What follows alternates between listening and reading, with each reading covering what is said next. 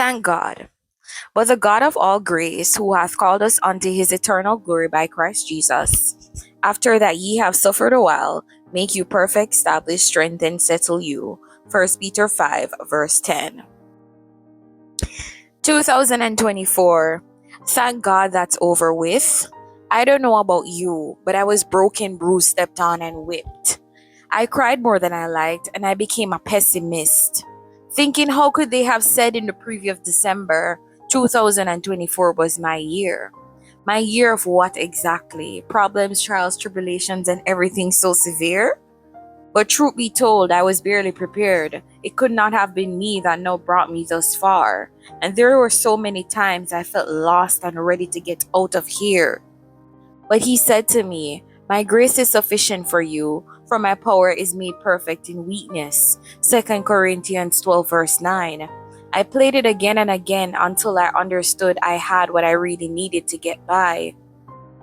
And lies. I confess I told a few lies. I said, this year I would meet the one. Maybe I'd marry, become famous, get a new house, a car, a son. I laid it all on the vision board because the TikTok people and some of the women I know, they said it can all happen in a year. You never know what God has in stored.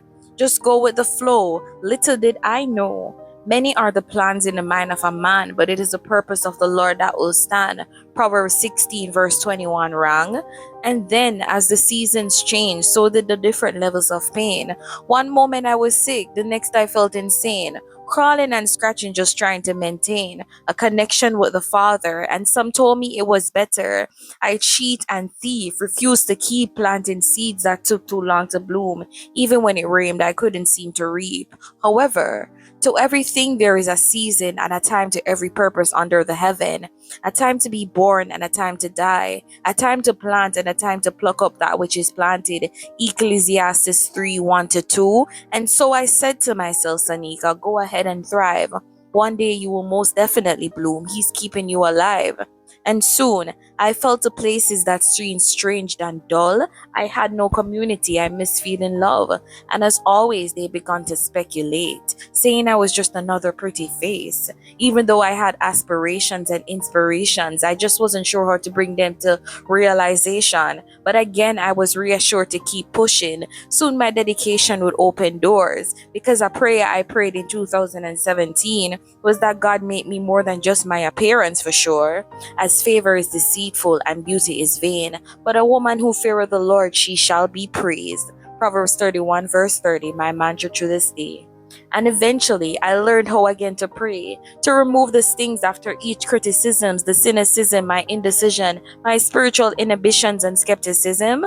I look back on how I reacted, on my bruised heart and my lack of dedication to my Father above, how I limited him and how I forgot at times how deeply he loves.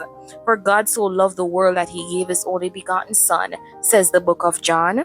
And so now, as the year ends and a new dawn descends, who am I to regret the events that passed? I am alive, I am well, my skin has thickened, my spiritual man has now shown me only he can last. When my flesh grows weary, when the devil tries to snare me, when 2025 comes with its traces of the past and new elements that make me fear and want to quit my newly given task, I'll remember that. As Psalm 139 says, even if it's in the uttermost parts of hell, God, my Jesus, will still be there. Forever and always, I continue to ask God, please guide me as I walk alongside these new paths during the upcoming year.